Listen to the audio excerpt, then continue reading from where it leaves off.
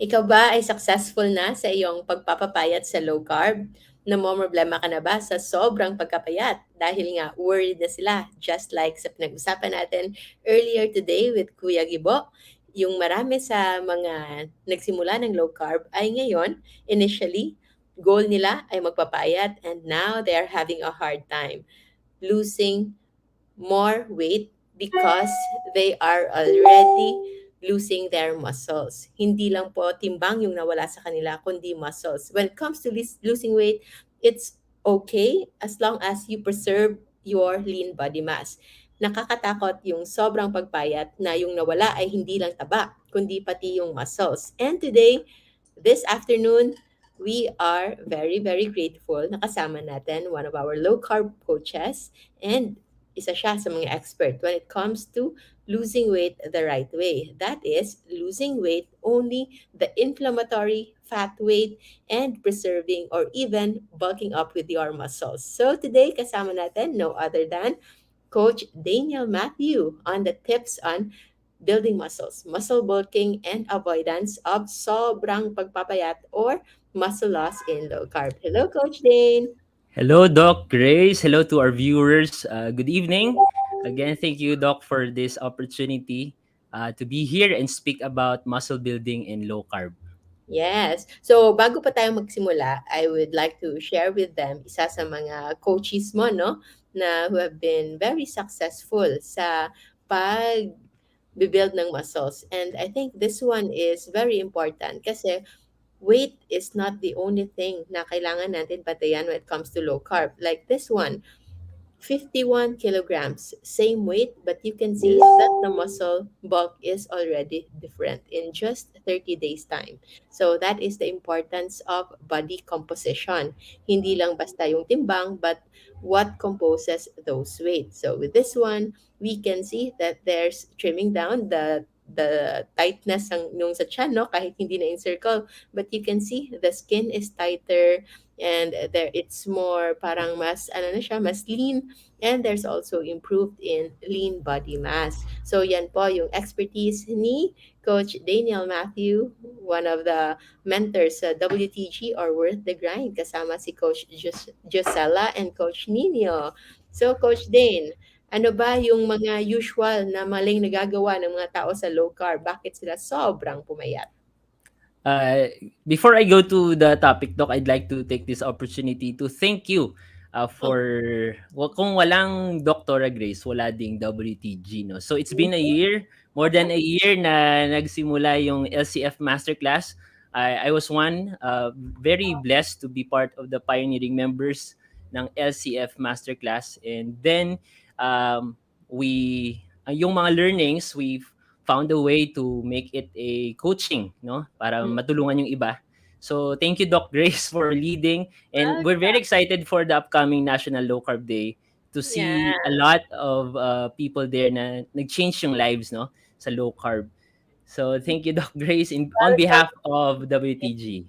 Oo, and of course 'no, actually even noon pa man, before I started doing the master class, I was already thinking about it. Those are one of the things talaga na alam kong kailangan gawin for it to be sustainable at para meron talaga tayong formal platform where they can learn. Kasi when I learned everything that I know in low carb and fasting, it was not easy. I have to study the whole thing, and usually I was very successful in studying during my fasting period, and I know not everyone can fast. So that's why everything that I learned, I tried to compile it. Doon talaga ako mahilig eh. I know you are a teacher yourself, di ba? Yes, So Doc. Coach Dane is actually a college teacher in research. So that's why when he believes in something, it is from a scientific basis. Meron itong point of view, hindi lang basta yung feelings lang parate.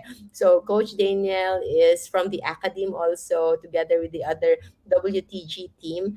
And nung naisip ko nga yung masterclass, but because I was still busy with residency, with my specialty training then, nauudlot siya. But it was actually Coach Dane who really reached out and asked me kung kailan Yeah. kaya ako magkakaroon ng masterclass for low carb and fasting, especially for coaches. And that one, parang it was the needed push that I needed to hear from Wow. another person. Now eventually to set things going na. So thank you as well. And Yeah. so happy Wow. na we are now in this community. So I'm sure marami na tayong mga nanonood na very, very interested kung paano ba magkaroon ng healthy low carb na weight loss but preserving the muscle, yung hindi ka Yes. mangangayayat. So, first, bakit ba nagkakaroon ng pangangayayat yung mga naglo-low carb? Bakit nasusobrahan sila ng pagkapayat? What are the usual na mistakes na nakita mo, especially knowing what we know now in our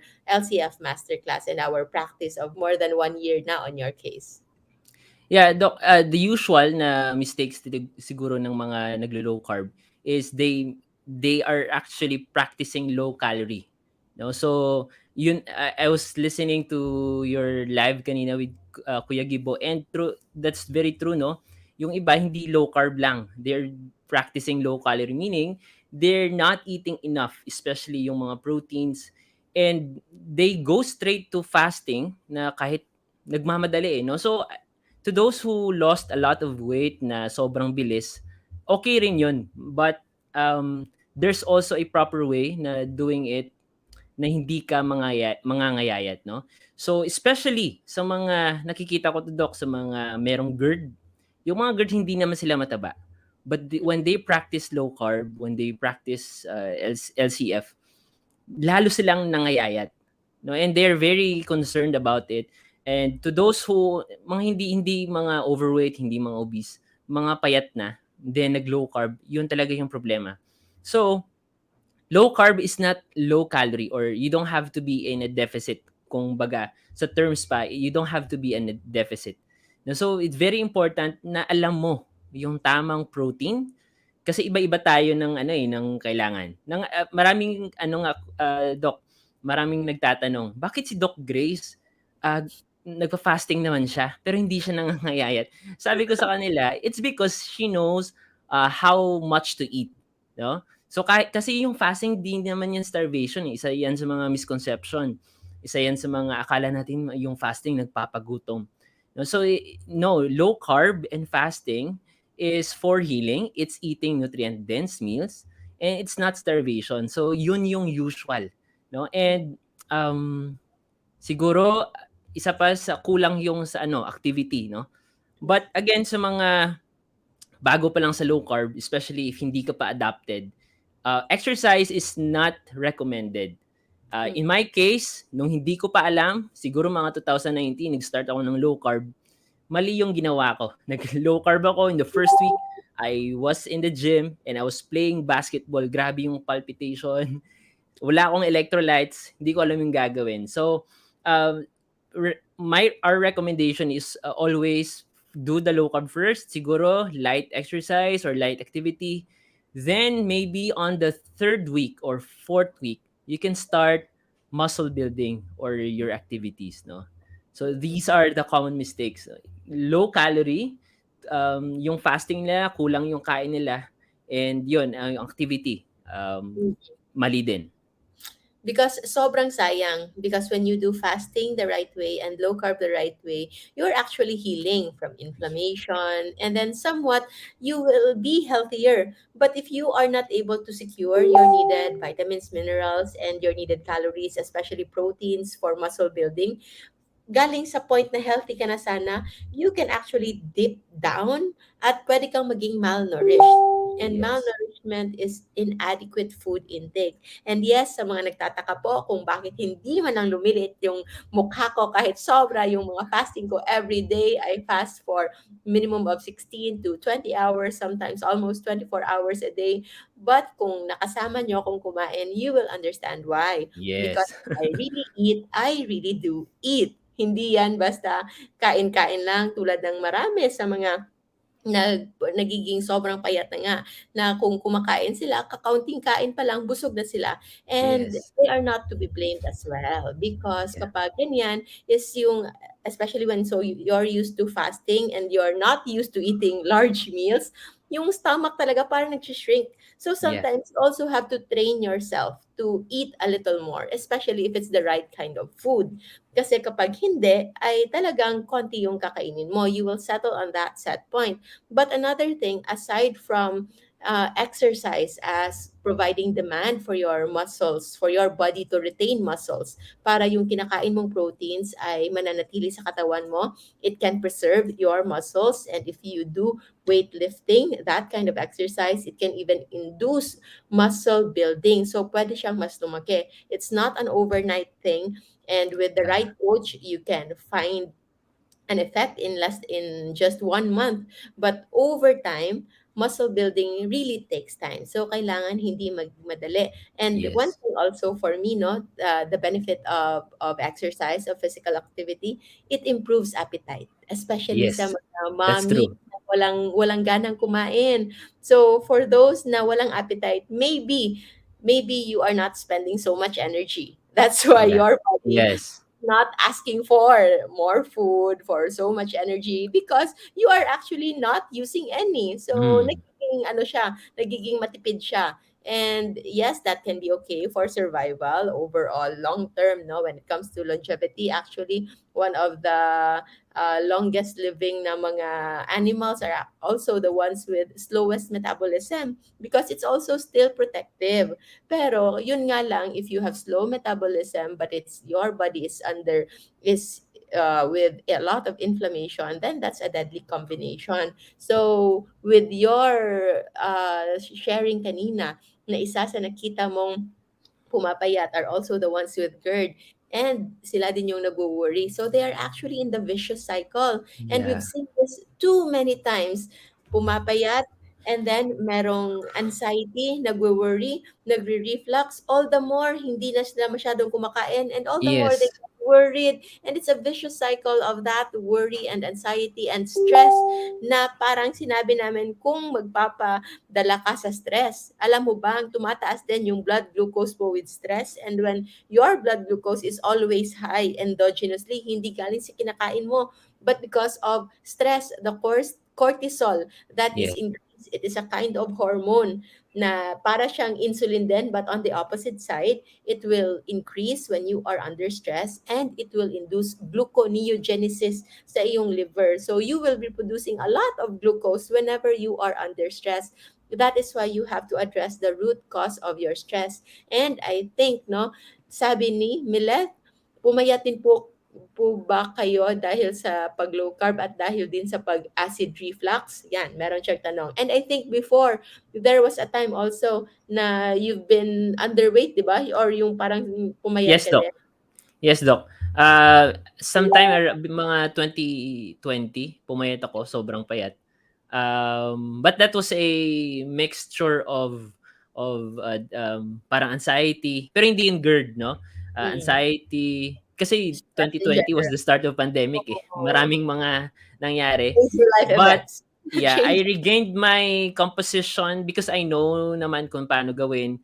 Mm. And walang gym during that time, hindi puwedeng mag-gym. Oo. So, nasobrahan din ako sa fasting kasi wala ngang gana during Oo. 2020.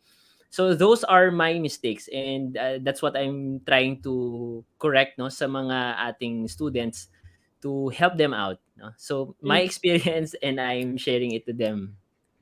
Yeah. Okay, so I think si SNMC Silent Heart. Hello po, watching from Dubai. My previous weight was 56. In less than a year or maybe 6 months, I became 46 na lang. So 10 kilos weight loss. It doesn't really look good, but still in low carb, but I want to gain weight. So for this one, my first question is, ano yung height mo? Because sometimes we've been Yeah. so used to certain kind of weight na yung nakasanayan natin. But actually, the weight that we are used to is actually overweight for our Yeah. height. And Yes, the oo. weight that you have now is actually just right for your height. It's just that, again, it's about composition. What makes up your 46 kilograms? If it's just mostly water and still fats, then it's not so good. But if it's mostly lean body mass, protein, and muscles, then it can be okay. So, ano po ang to help Ma'am SNMC? Coach Dane, ano kaya yung mga pwede niyang gawin? Although you've mentioned it a while ago, if you can share some tips kung paano kaya mag-gain ng weight, yung Yeah. naka-weight loss ng 10 kilos in 6 months. Ma'am MC, no? So that's a good question.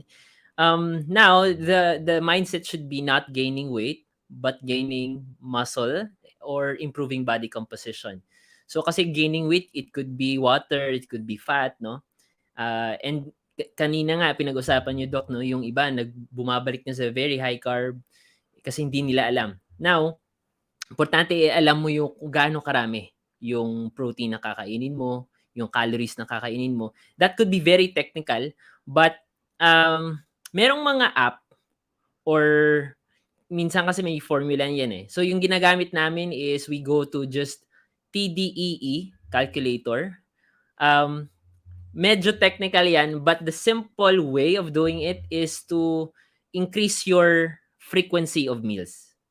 No? So from TMAD, pag sobra na talaga sa payat, you can increase, no? You can still do the fasting, but ito pa doc, no? Ang OMAD, akala nila ng OMAD isang oras lang talaga na I mean isang upuan lang na kain. So sobrang liit ng kinakain nila. So sabi ko yung OMAD, you don't have to force, you can take your time. Wala namang nag-set ng schedule na talagang ganito lang, no? So it could be sa ating masterclass natutunan ko yan na hindi pala isang oras lang yung OMAD. So yun yung isa sa mga mali rin na ginagawa. So OMAD nga sila, pero they're very strict with time. Now you have to give your body time, no, to digest. You have to enjoy your food, no? So yun, that's why they're eating so little kasi akala nila ganun lang yung OMAD. So you have to know, kung gaano karami. So but the simple way to do it is to increase the frequency. So from 2 meals to 3 meals. Mm. Kasi hindi mo yan mauubos pag OMAD eh. Hindi, especially if patangkad ka. No, if matangkad ka, hindi mo yung calories mo marami rin. So you Mm. have to increase the frequency. You have to lessen siguro muna yung fasting time mo. You don't have to do the 18 hours, the 20 hours, you can 16 hours, no? Ako ngayon timad eh. Kasi iba yung goal ko, no? But you Mm. have to know na dapat kumain ka, no? Mm. And marami ding intimidated sa bodybuilding or muscle building. So, isa rin 'to sa mga kailangan nating i-change, 'no? Hindi natin kailangan maging bodybuilder, hindi Mhm. natin kailangan maging atleta, hindi natin kailangan maging, model para mag-build, 'no? So, meron ka lang dumbbells diyan sa bahay or resistance band or meron kang alam, 'no, na program, 'no? By the way, we give out free ebooks for the program so that they can start also.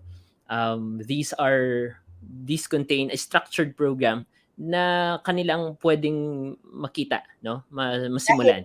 home exercises lang 'yan, Coach Dane, hindi Yes, kailangan yes, gym, Doc. no Yung complicated. model si Coach Ninyo Of course. sa video na yun. So, you can start small, no? Hindi kailangan talagang mabigat. No, you don't have to even enroll sa gym kung if you're intimidated or afraid. Kahit sa bahay lang.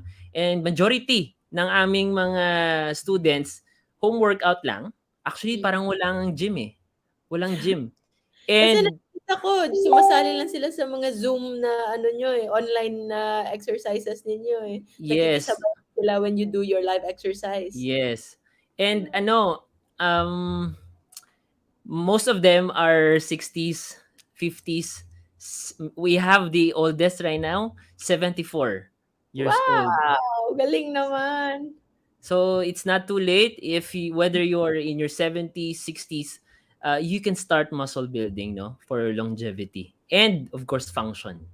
Yes. So those are very good points and usually yun nga like si Ma'am Fe na sabi mataba ako at 52. Nag-try ako mag-low carb, 40 na lang timbang ko. So that's 12 kilos. So usually eto talaga, especially near menopausal or post-menopausal, yun yung pinaka-grabe talaga because the lower the estrogen in our body, it will also affect our capacity to build muscles and also to retain our fat stores, especially sa mga babae. So that is why all the more that we have to exert effort. So hindi lang yung trabaho sa bahay. Trabaho sa bahay, mostly it's cardio workout. It Yeah, will yeah, make you even thinner. It will be good for your heart but not really help you when it comes to retaining or preserving your muscles. So yes, hindi natin malalaman, wala pong tamang timbang para sa edad, but there's tamang timbang para sa height or para sa inyong typical body composition, but it's not related to height. You can even be the same weight as you are when you are still dalaga, when you're at your 20s and when you are at your 30s. Si Mama Maria naman, I think we've discussed this earlier with our interview with Coach Gibo kung yeah. bakit Water loss. bigla yung yes, it's mostly water loss Yeah. talaga. And I want to emphasize, Coach Dane, since you've already talked about yung sa mga home exercises, ano ba yung mga basic home exercises that they can do para ma-preserve yung kanilang muscles given that they're just in their home? And gaano katagal yung kailangang exercise? Dapat ba 2 hours, 3 hours? And how frequent in a week yung Yeah. at least minimum na ma-preserve yung muscle mass? Um, you mentioned, Doc, na commonly akala natin sa exercise cardio, no? Mm, Zumba, jogging, walking, mm, uh, treadmill. So hindi po 'yun yung tinutukoy natin dito, no. So when it comes to workout or muscle building, hindi kailangan araw-araw. Isa rin 'to sa mga myth na, "Coach, ano ako, busy mom." So majority of my students, public school teacher, busy moms, merong mga anak. So they just work out 3 times a week, 45 minutes. Kahit 30 minutes kaya yan eh. Basta masunod lang yung plan. No, hindi siya kailangan araw-araw. And if araw-araw kasi wala kang recovery, especially if you're getting older, mas mm, matagal yung recovery ng muscles mo. You need more time to rest. mm, So, hindi kailangan 6 times. No, hindi tayo bodybuilders, hindi tayo atleta. We can build muscles and rest and enjoy our life on weekends kahit 3 times a week lang, no? Now, what are the common exercises na pwede nating gawin? Importante, well, this one hindi natin to madi-discuss in a but the the common exercises would be the compound, meaning these are big exercises na maraming mahihit na muscle group. So, mm, for example, squats. Ang squats, pwede natin gawin yan eh, kahit wala tayong dumbbells sa bahay, no? For example, meron ka lang water jug dyan. So, squats, no? Just research kung ano yung squats. But there's also a proper way of doing it. Meron tayong mga tinatawag na deadlift, no? Hindi kailangan mabigat yun, ha? But these are functional na mga movements na hindi complicated, no? Na pwede mo lang gawin. So, mm, legs, squats, back, deadlift, yung bicep mo, kahit water bottle lang, water jug. Nung pandemic, yung ginagawa ko eh, no? Just to keep my muscle, no? Meron lang stimulus. Tricep, extension, no? Shoulder exercises, and chest. So these are, importante eh, ma-hit mo lang yung mga muscle groups, no? So it's available online. You don't have to do it every day, no? So my suggestion is, research a program sa Google. If wala kang coach, hindi mo pa kayang magpa-coach, research online, uh, look for a program that is full body workout. Marami diyan online. Full body workout 3 times a week. Pwede mo yan. Merong mga videos yan, no? mm, So, 3 times a week na full body. Kasi pag full body workout, you can hit all the muscle groups in one workout. You don't have to do it every day. No? So, mm, iba-iba kasi yan eh. Pag 5 times a day, 5 times a week, iba rin yung program. But if 3 times a week lang, my suggestion is full body workout program. okay. Yan. Those are very, very good points. Thank you for sharing, Coach Day, no? Kasi ako, before I went to the gym, wala talaga ako idea if I will just listen to you now na hindi pa ako nakapag-gym. Hindi ko maintindihan kung ano yung deadlift, yung squats, and yung muscle groups, the large muscle groups. Although I learned that in med school, but it's different when you talk about muscle groups and targeting them on your workout. So we are so lucky actually na nabuhay tayo sa ngayong panahon. And if you are watching Yeah. this video, then I'm sure sobrang dali lang sa inyo to look up, no? Try to look up yung sinabi ni Coach Dane, 3 times a week, full body workout routine. Kung gusto nyo, kahit lagyan nyo pa kung ano yung budget nyo sa oras, 30-minute full body workout 3 times a week. I'm sure merong ganyan. Kung Yes. yung sasabihin nyo, 10 minutes na lang yung kaya nyong oras, there is also like Yeah. that. The point here is if there is a will, there is usually a way. So, hindi kailangan ng budget, hindi kailangan ng gym, hindi kailangan ng coach. If you can afford all of those equipments, coach, gym, then all the better. Mas wala kang excuse. And kung wala Yes. naman, then okay lang din. Si Coach Dane, he was able to preserve his muscles even during the pandemic na walang gym. And even after that one, ay nag-thrive sila and they've been teaching others online. So you can, if you want to follow, merong page si Coach Daniel Matthew, and also you have a different low carb groups, di ba? Where we are also Yeah. a part, all of the admins. You can invite them, Coach Dane, para malaman nila where to follow you also for more muscle building tips. Yeah, the Facebook group we're part of, low carb muscle centric. No? So para mas focus siya, no, kasi marami ng mga low carb groups. So yung group namin is concentrated on protein, tamang protein, and then um mga training, mga workout. So marami diyan mga 50 years old na, mga 60 years old na nagpo-post ng kanilang mga workout routine. So you can copy them or be inspired sa kanilang mga post, no? You can follow me on my page, Daniel Matthew, or Low Carb Daniel Matthew. You can just search it. Meron akong mga ano doon. Every other day we have live, no? Kami ni Coach, meron kaming mga tandem live. So we talk mostly about muscle building, how right amount of calories, protein, doon namin dinidetail. And isa pa, yung effect ng muscle building sa mental health. So we also talk about that because majority ng mga nag-enroll sa amin yung feedback. Grabe Mm. yung confidence nila, yung energy nila. Even if they're 50s, they feel younger. They are in their best shape and their best health ng kanilang Sobrang journey. nakakatuwa. That is really so nice. At yun yung gusto natin, yung virtuous cycle nga.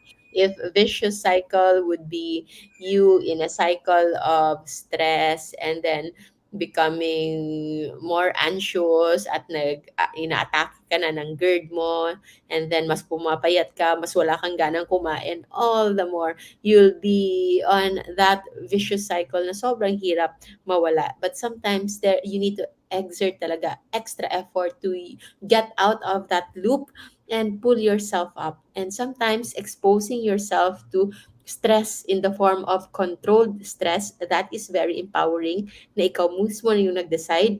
And that is in the form of workout or exercise. It can do so much. Sobrang overwhelming na ng evidence how exercise can improve overall wellness talaga. So that Yeah. is the virtuous cycle of muscle building, and especially if you are nourishing your body with the right food. So feasting the right way with Yeah. low carb. And yes, yung sinabi mo nga na it takes recovery because hindi pwedeng exercise ka lang ng exercise nang walang Yes. recovery. Recovery in the form of rest, relaxation, and sleep.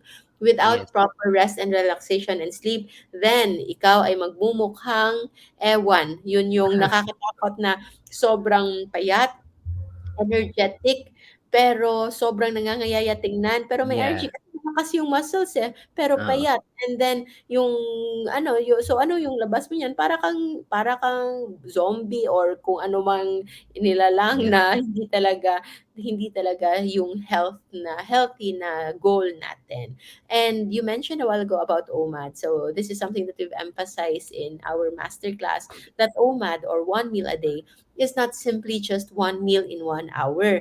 OMAD, it's considered as OMAD because yung impact ng insulin pa rin sa katawan natin is maximized on a day-to-day basis, and that is just a minimum of 18 hours. So 18 to 19 hours. That's why OMAD is within an 19-hour fasting, and yung kain mo is nasa 4 to 5 hours. So Yeah.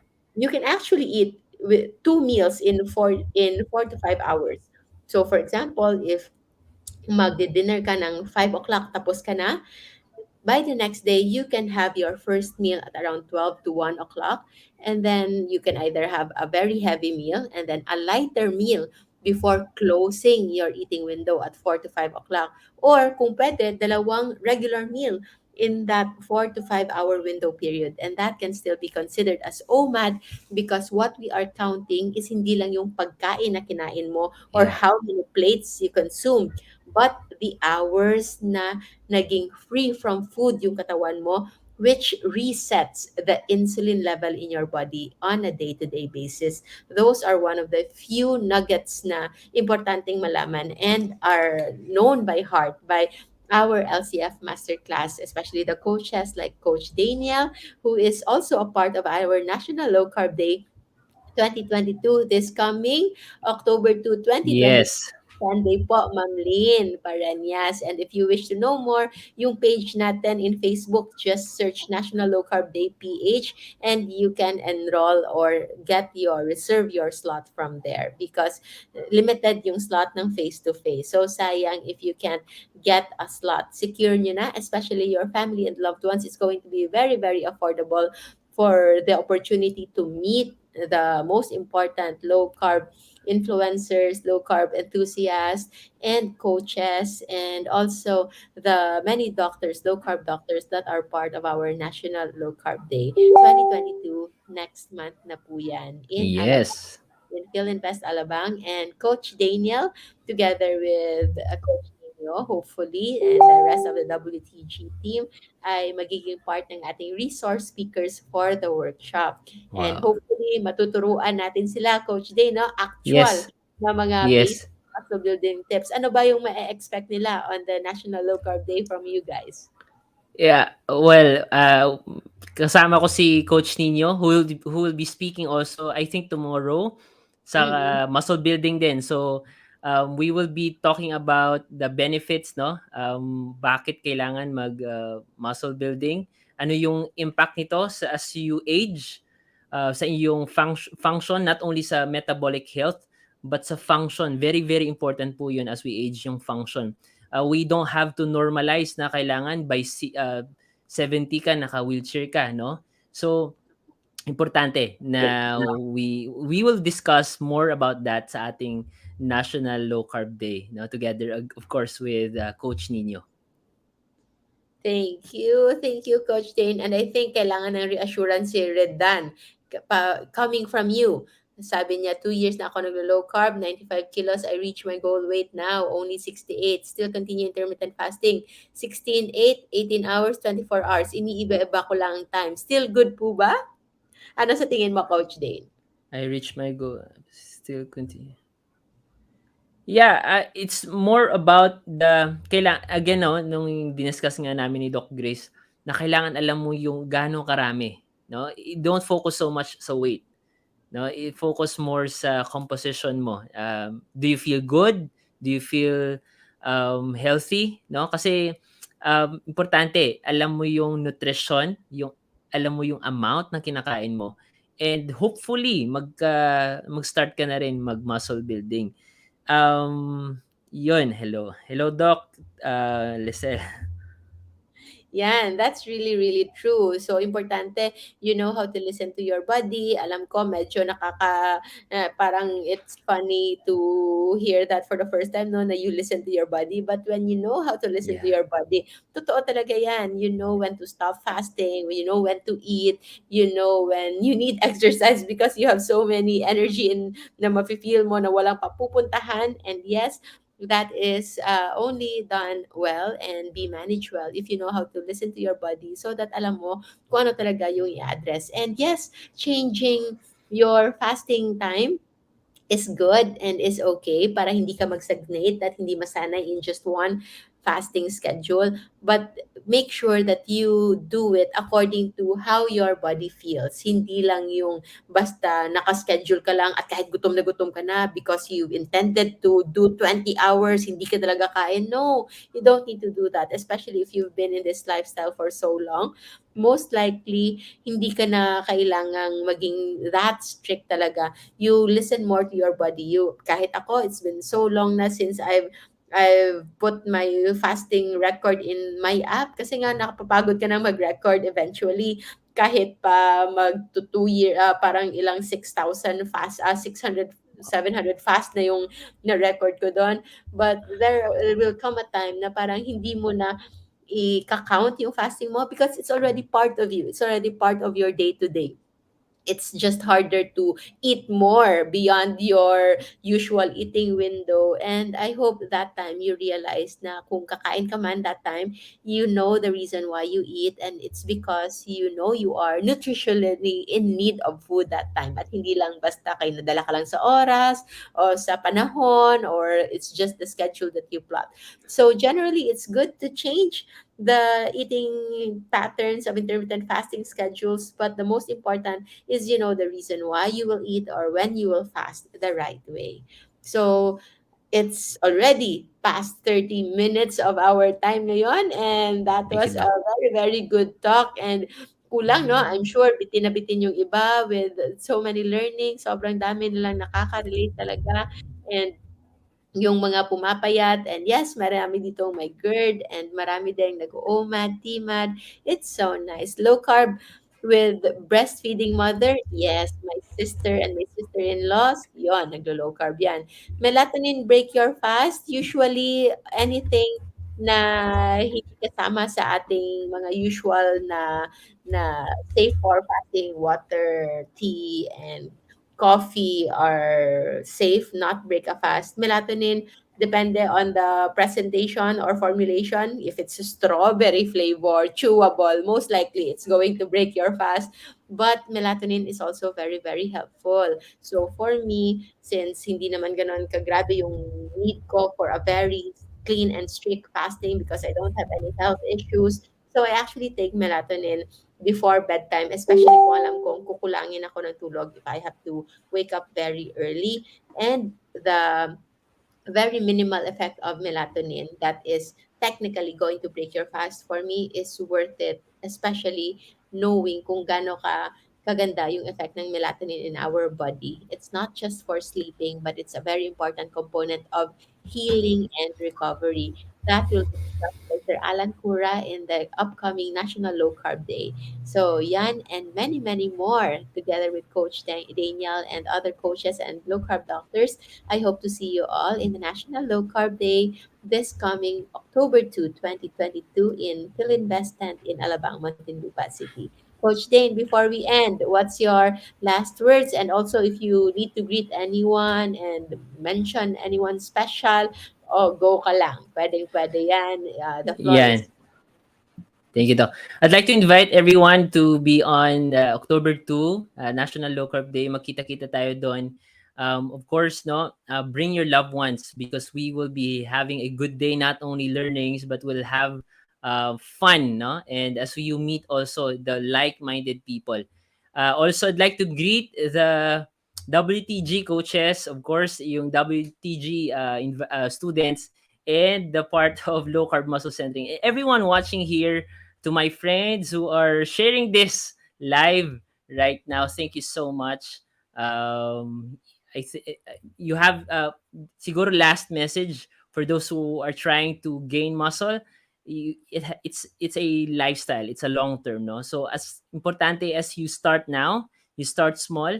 Kaya yan. Even if kahit nga meron tayong mga students na 70 plus years old, they're starting their journey right now. If kaya nila, kaya mo rin. No? So, you don't have to be intimidated. Hindi mo kailangan maging bodybuilder. No? Just right nutrition, low carb nutrition, and resistance training. Salamat, Doc. Salamat, everyone. Thank you, Coach Dane. And of course, they can follow you on Facebook. Just search Coach Daniel Matthew. Na makikita nyo lang. Also in Instagram. And may TikTok ka rin ba, Coach Dane? Yes, meron tayong TikTok Ka ba do'n? pero yeah, meron tayong TikTok, Coach Daniel Matthew din. Okay, we hope to see more of you and hear more of Yes. you. And yes, we will see you in National Low Carb Day. So thank you so much, everyone. We'll see you again tomorrow.